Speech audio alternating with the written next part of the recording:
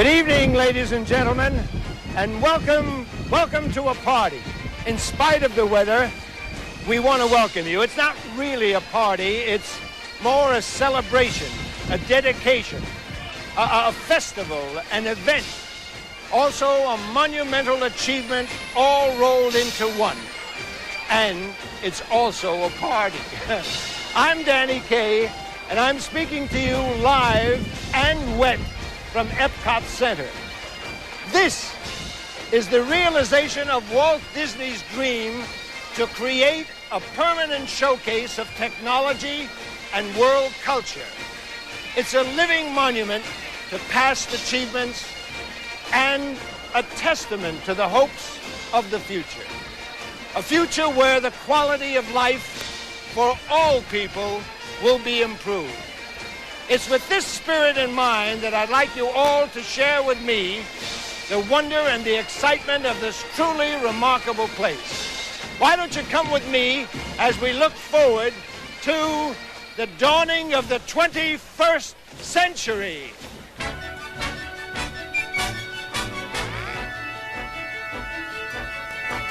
21st century's here.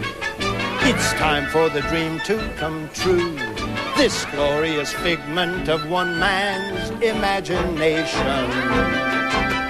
It started a long time ago, continued to flower and grow. From the marvelous mind of that magical man, now the theme of the dream and the fabulous plan are born and just busting to get underway. And the 21st century begins today. The 21st century's now. There's history happening here. Before you see how the dream reached its culmination. The most thrilling sight one could see, with visions of things yet to be. A brilliant design of incredible scope, constructed of miracles, magic, and hope. And a new kind of joy for this weary old sphere. And the 21st century begins right here. This world of wonders will astound you, with fantasies that you can touch and feel. The world of Epcot's all around you, but it's no fantasy. No fantasy. It's all alive and real.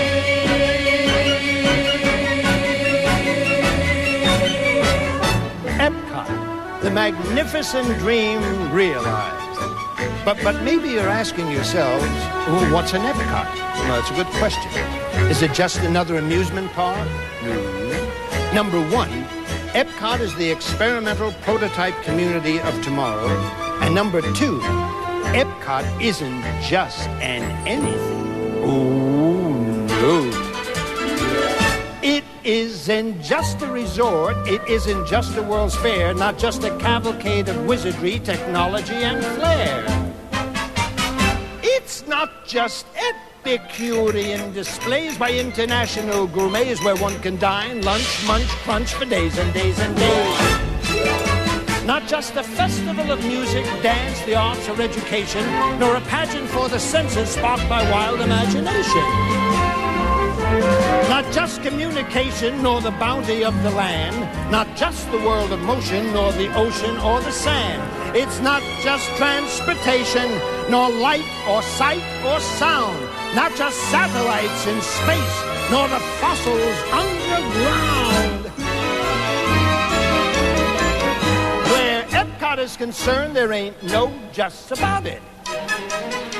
Epcot isn't just an anything, it's everything and more. A great deal more than anything the world has seen before. The perfect planned community, the splendorific sprawl. And Epcot Center is the heart of it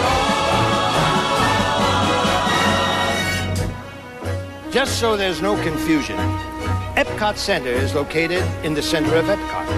And Epcot Center is made up of two parts, which is Future World and the World Showcase. It's 2.5 miles from the Magic Kingdom which is also part of Epcot, which is what the entire 27,000-acre area known as the Experimental Prototype Community of Tomorrow, or Epcot, or Walt Disney World is called. Just so there's no confusion. I hear 1,000 voices loud and strong.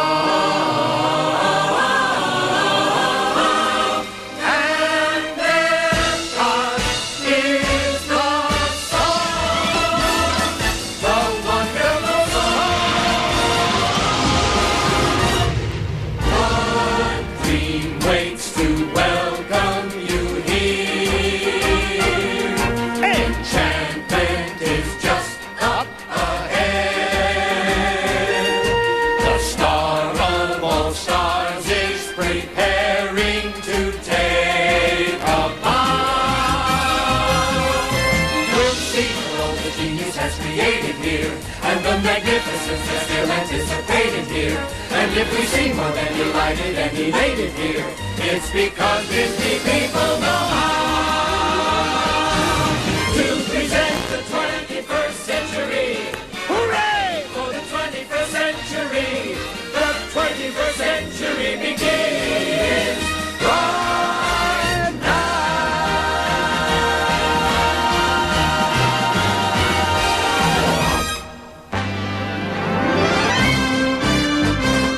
Ladies and gentlemen, Epcot Center, the opening celebration with your host, Danny Kaye, and guest, Drew Barrymore, Roy Clark, Alex Haley, Marie Osmond, Eric Severai, Alan Shepard, Dreamfinder and Figment, Zico and Smart One, the West Point Glee Club, and the All-American College Marching Band.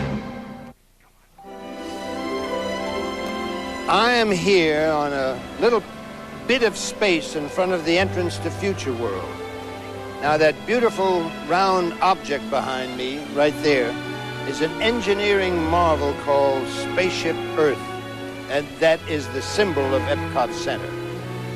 Now, inside that 8-story geosphere is Walt Disney's tribute to the progress of mankind, from the earliest crude attempts at communicating to the latest projection of life in outer space.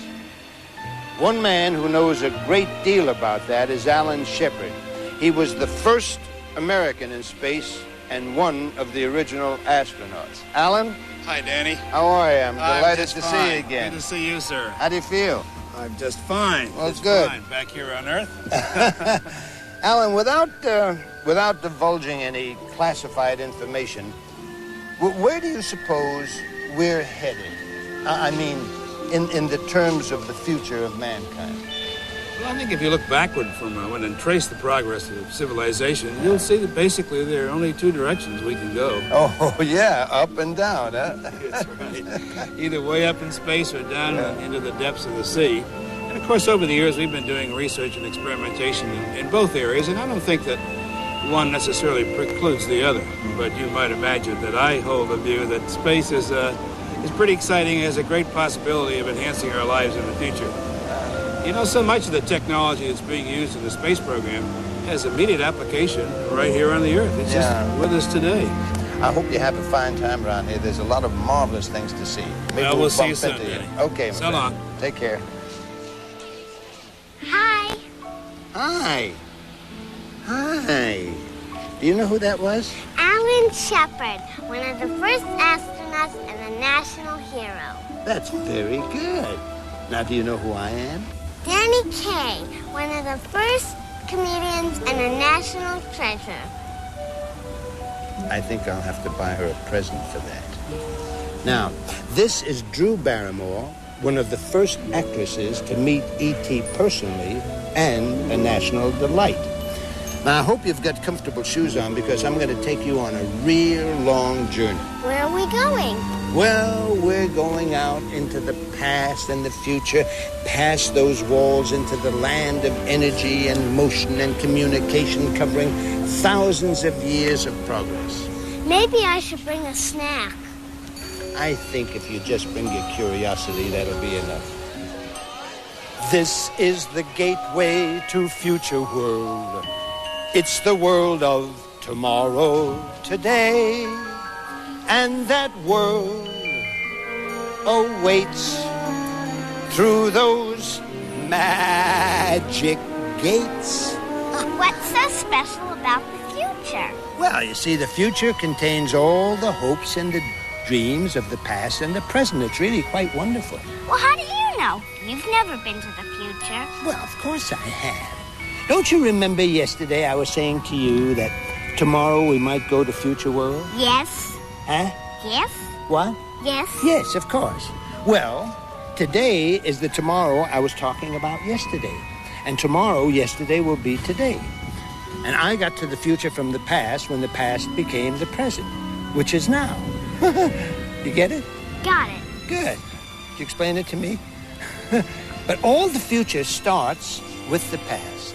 And they're both contained inside those walls right there.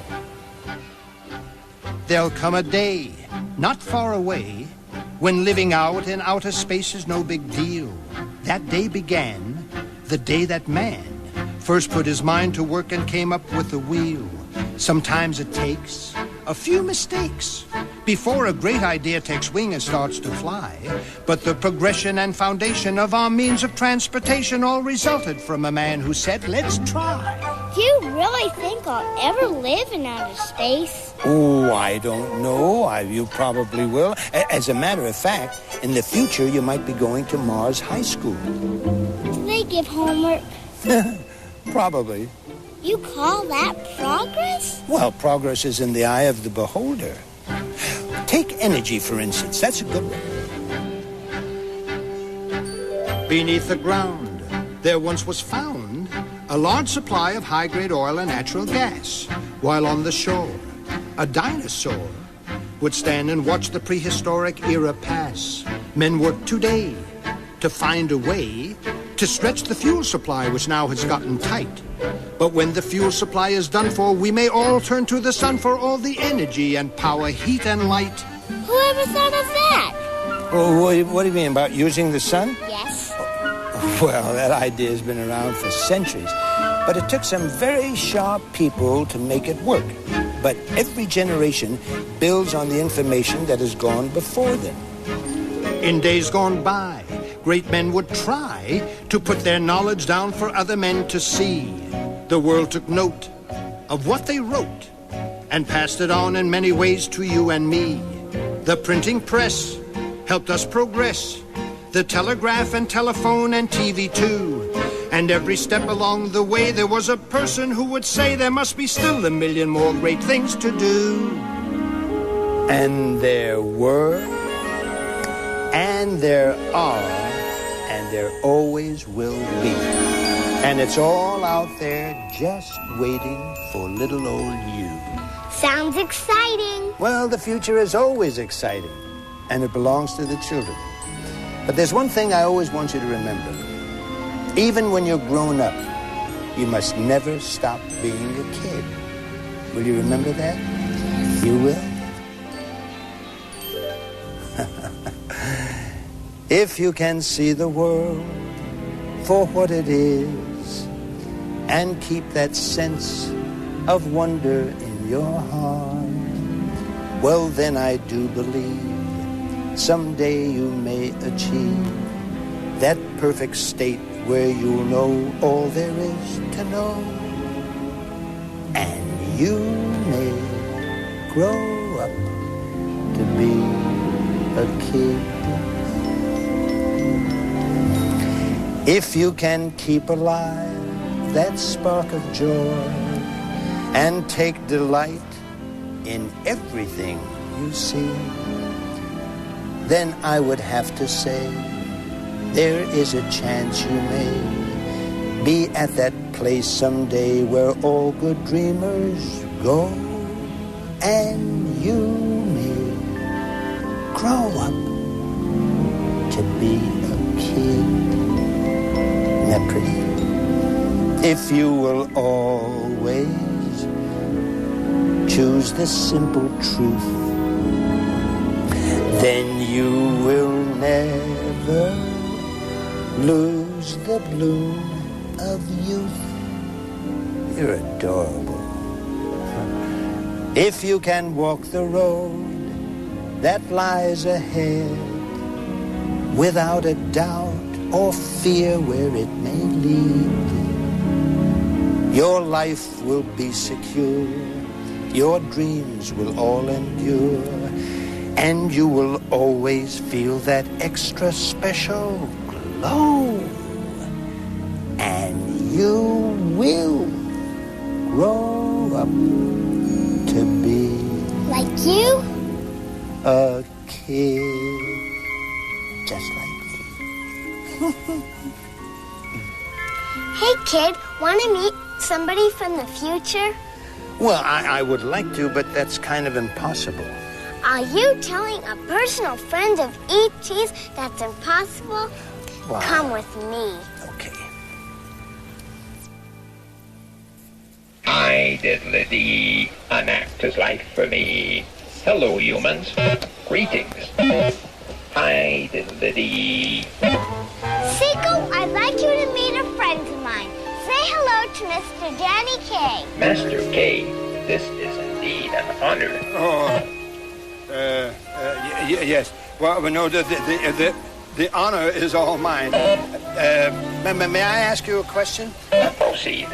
Do you live around here? I mean, in... Negative, Master K.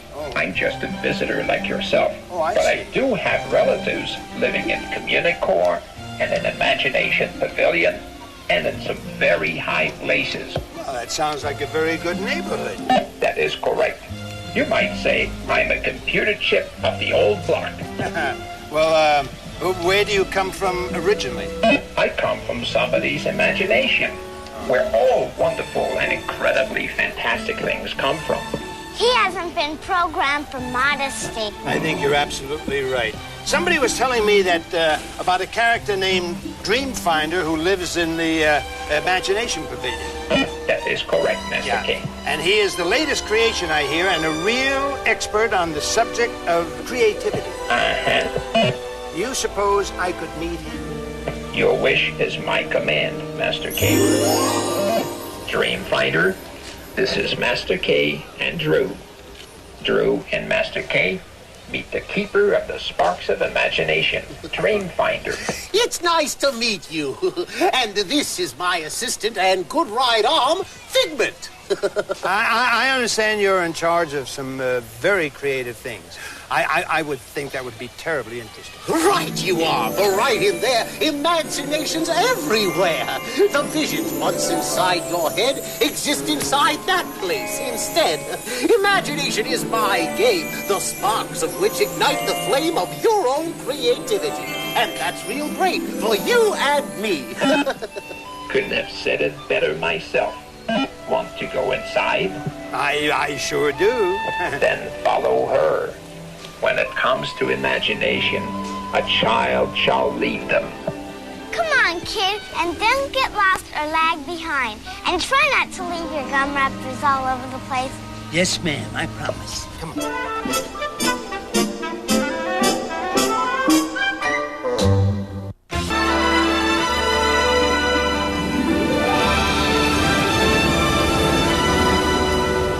When Walt Disney first began to think about Epcot, one of the main objectives was to gather the latest thoughts and the greatest thinkers all in one place because they could share their expertise about the future of man on this planet. Now, although man does not live by bread alone, it's also very true that he doesn't live very long without it. So a great deal of work went into finding new and better ways to feed the entire population of the world. Roy Clark has a few words to say on that subject. You know, when it comes to food, I'm very particular. I mean, I make it a rule never to eat anything that's still moving. But that doesn't mean I can't appreciate food that does move. Like they've got here at the animated show called Kitchen Cabaret. It's sort of a cross between a Las Vegas review and a produce producer's production of A Night of 100 Vegetables. Now, you may be laughing, but you're also learning. That, to me, is probably the most important thing about this entire place. That and the food, of course. I mean, they got things here in the land pavilion growing in the darndest ways. In water, in sand, in the air, crops one on top of each other, you name it, they've got it. They take you through a rainforest, a desert, and the American plains. And you really get the feeling of what a complicated old lady that Mother Nature really is. They got a film called Symbiosis, which shows you how dissimilar organisms can live together for mutual advantage and harmony. You must have gotten the idea from watching the guys in my band. But believe me, once you've been through this place, you'll have a whole new appreciation of what it takes to feed your face and the faces of billions of others on the face of the earth. This land is your land. This land is my land. From California to the New York Island, from the Redwood Forest to the Gulf Stream waters. This land was made for you and me. As I was walking that ribbon of highway, I saw above me that endless skyway. I saw below me that golden valley. This land was made for you and me. This land is your land. This land is my land. From California to the New York Island, from the Redwood Forest to the Gulf Stream waters. This land was made for you and me. I roamed and rambled, I followed my footsteps to the sparkling sands of her diamond deserts. And all around me, a voice was sounding. This land was made for you and me. This land is your land. This land is my land. From California to the New York Island, from the Redwood Forest to the Gulf Stream waters. This land was made for you and me. When the sun comes shining, I was strolling, and the wheat fields waving, and the dust clouds rolling. As the fog was lifted, a voice was chanting. This land was made for you and me. This land is your land. This land is my land. From California to the New York Island, from the Redwood Forest to the Gulf Stream waters. This land was made for you and me. This land was made for you and me.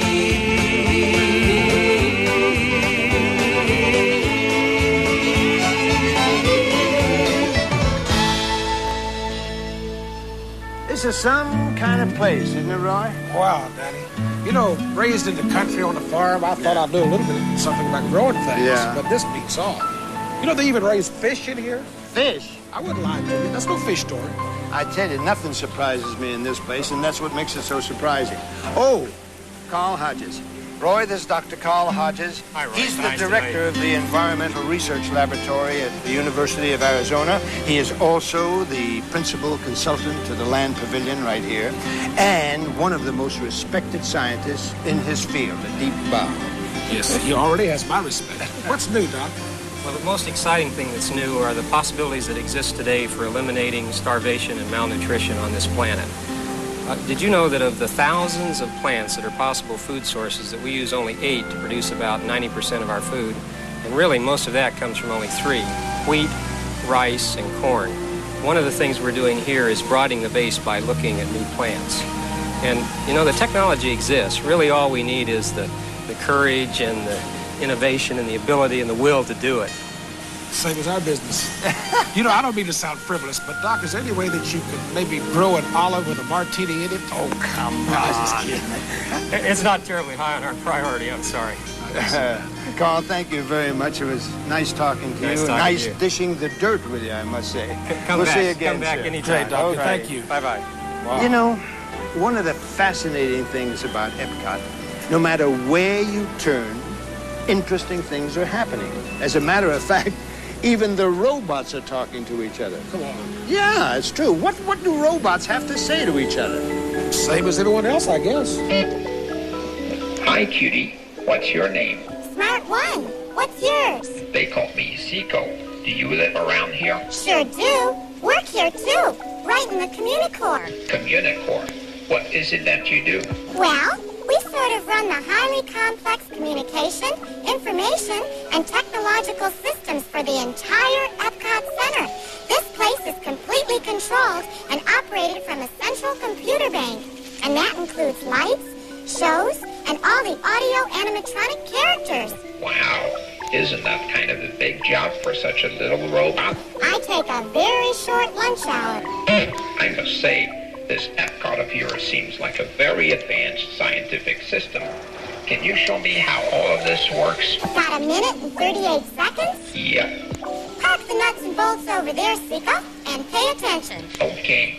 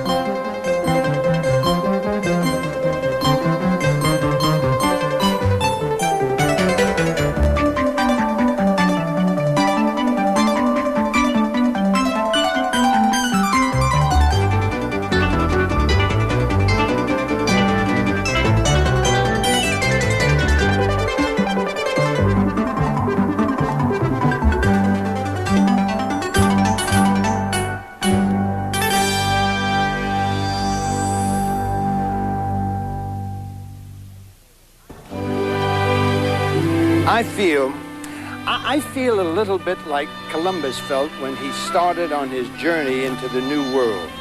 Because on the other side of this man-made lagoon is a brand new man-made world. And in that world, there are 9 countries that are thousands of miles apart geographically. And they're joined together in a 1-mile area to display their culture, their art, and their historical achievements. Standing side by side over there, the United Kingdom,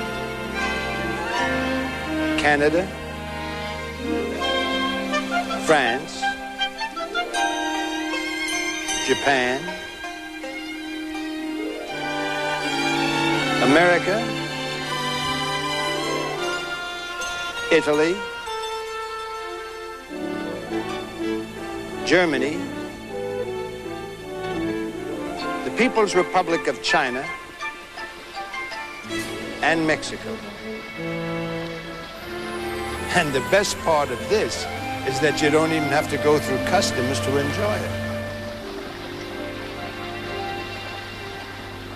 Reflected in the waters of this man-made inland sea, there's a vision of the future of our world as it might be.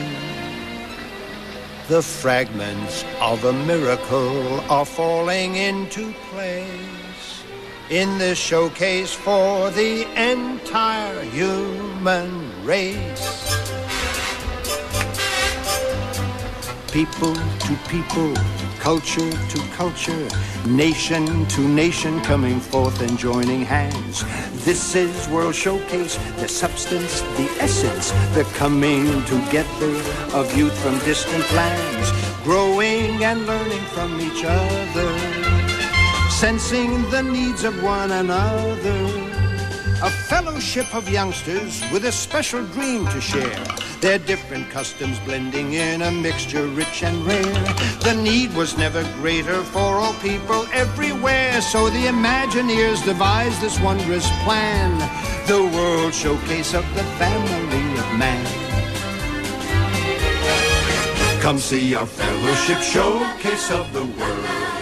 You'll feel a spirit like no place in the world. You may come face to face with the whole human race in this constantly expanding land of peace and understanding, where history and heritage, customs and tradition are presented in a permanent international exhibition. A showcase, a brotherhood of nations, world showcase, filled with hopes and aspirations. This showcase of humanity's relations inspire us all to get the various flags unfurled. Let's celebrate the showcase of the world. We'll cross the Crystal Lagoon to Shanghai and Kowloon. Then we'll travel to Mexico and Venice, Italy. We may meet Jojo-san on the shores of Japan. La Belle France, oh mais oui, you'll be the toast of Paris. We'll take a Teutonic spin to Heidelberg and Berlin. Then to the far United Kingdom we'll away. Then we'll see Canada from Calgary to mighty Hudson Bay. So get dressed in your sombrero, lederhosen and beret. Grab your obi and your gondola, and oh yes, by the way, bring a Chinese gong and bring along a coffee cup and say, you'll be grand in every land along the way. Then we'll meet you in the good old USA. Come see a fellowship showcase of Shanghai and Kowloon. You feel the spirit like no place in the world. You may come face to face with the whole human race in this constantly expanding land of peace and understanding, where history and heritage, customs and tradition are presented in the permanent international exhibition. A showcase of brotherhood of nations, world showcase, filled with hopes and aspirations. This showcase of humanity's relations inspires us all to get the various flags unfurled. Let's celebrate the showcase of the world. We congratulate the showcase of the family of man. Let's celebrate the showcase of the world.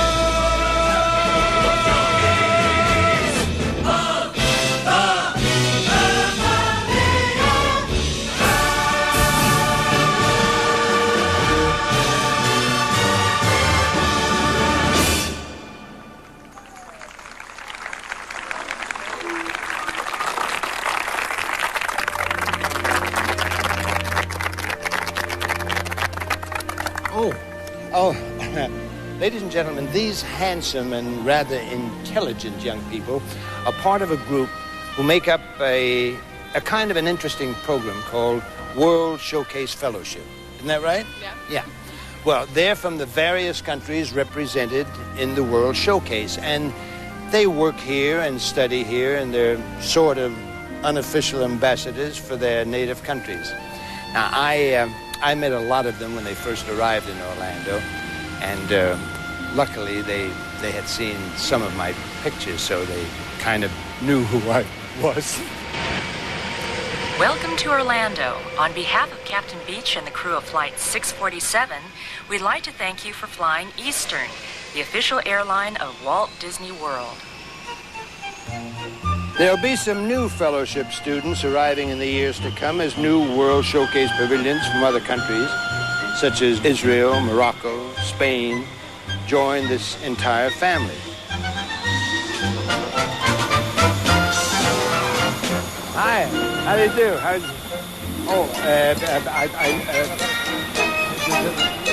Thank you.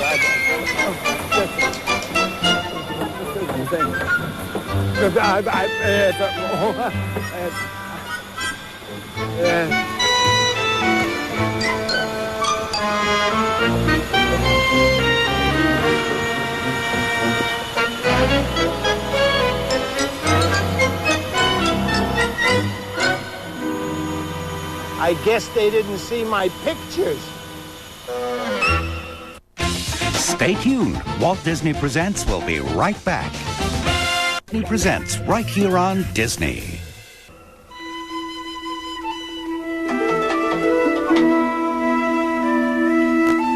Alex Haley, I presume? You presume correctly. Welcome to Equatorial Africa. Well, thank you very much. Am I too early?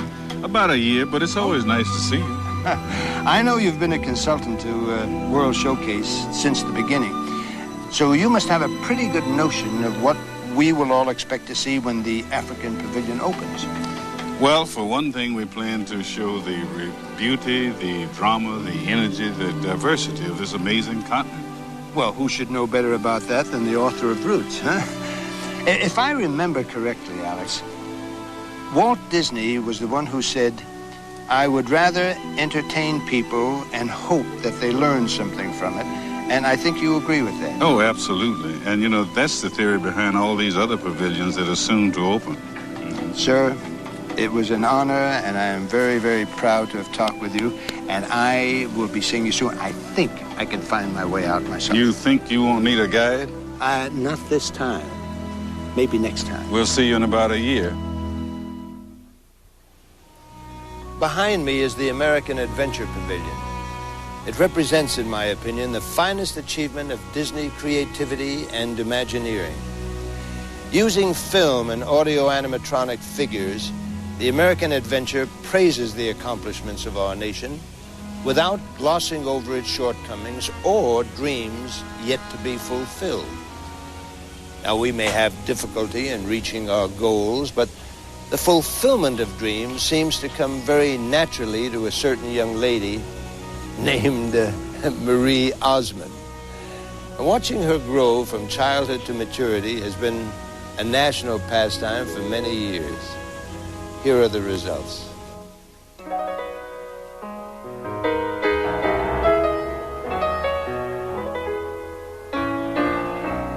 Come and sing a simple song of freedom. Sing from every mountain top and shore. Let it fill the air. Tell the people everywhere to sing it like they've never sung before.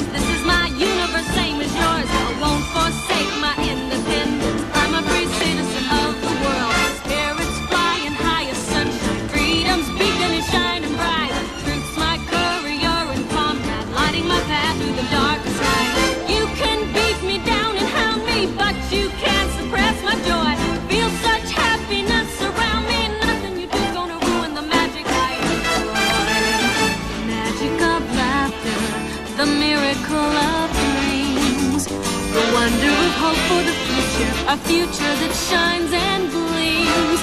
The fervor of freedom, man's human right and legacy of birth. A large helping of sweet independence for every human being on this earth. Oh, love transcends this independence over the universe, heaven, world. You can't end my independence. I'm a free citizen of the world.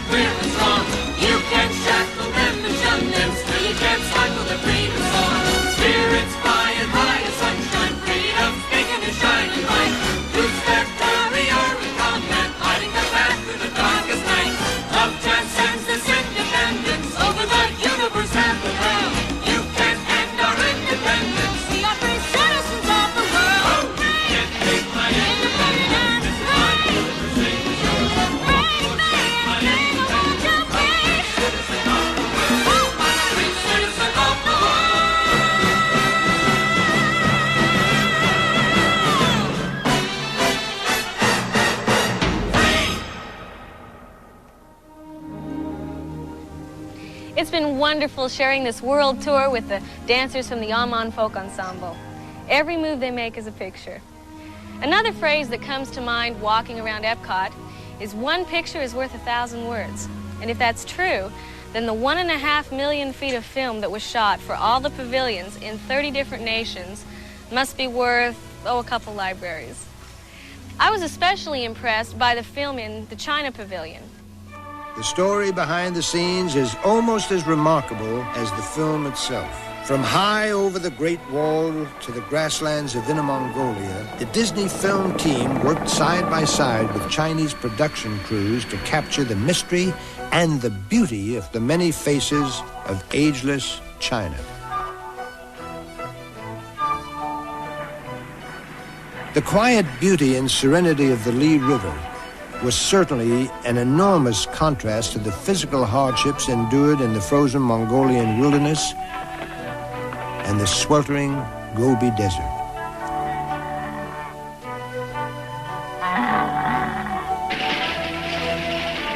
Disney Circle Vision crews traveled on to regions never before filmed by Western cameras, including the busy streets of Beijing and the Forbidden City. The culture and history of these most gracious people came to life throughout an incredible journey across China.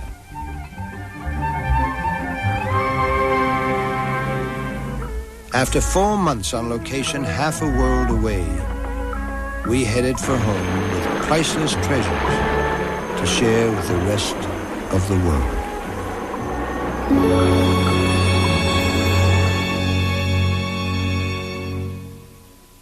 Walt Disney, the man whose enthusiasm and vision was the driving spirit behind this incredible undertaking, has been gone for almost 16 years. At the time of his passing, a most eloquent tribute to Walt was delivered by this gentleman, Eric Severide. Danny, a few lines from that old piece, if I may. Oh, please do. Disney was an original, I thought, not just an American original, but an original period. Mm-hmm. He was a happy accident, one of the happiest that this century had ever experienced. And judging by the way it's been behaving, in spite of all Disney tried to tell it about laughter and love and children and puppies and sunrises, the century hardly deserved it. He probably did more to soothe troubled human spirits than all the psychiatrists in the world. And to a child, this weary world is brand new and gift-wrapped. Disney tried to keep it that way for adults. You see, we all spend our lives trying to recapture the vision, trying to see the world afresh. Most of us lose that touch. Disney never did. I wish I'd known him. Oh, well, I was very lucky, Eric. I did know him.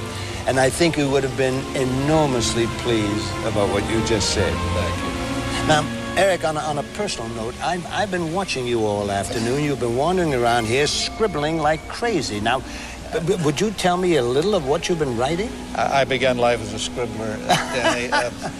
Just a few impressions of the center. It's obviously far from just entertainment. I think the whole thing is designed as information, instruction, and inspiration.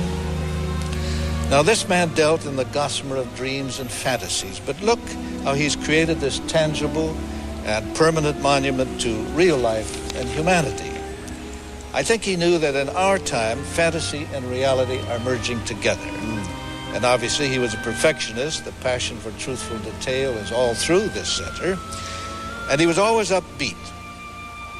You know, somebody said there are 3 kinds of people in this world: the well poisoners, the lawn mowers, and the life enhancers. Disney was like you. He was a life enhancer. Oh, thank you. And this place itself is a celebration, not only of technology and creativity, but of the American dream as well.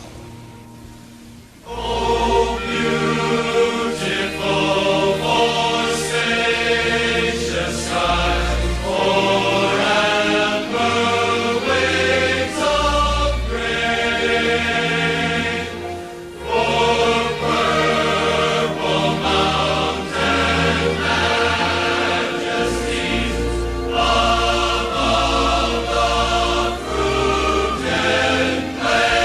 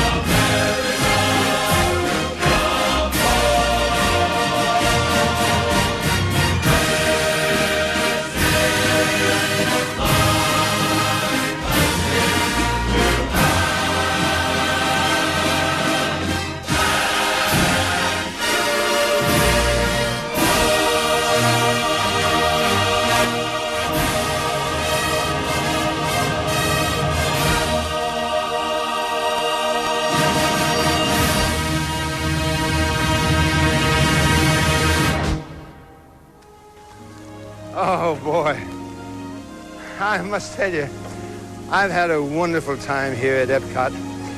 And I hope some of you share that feeling as well. On behalf of Epcot and all the people who took part in this show tonight, on behalf of all of them, I would like to thank them. I would like to thank you. And I'd like to send you the very best of wishes. Good luck and good night. I hope to see you soon.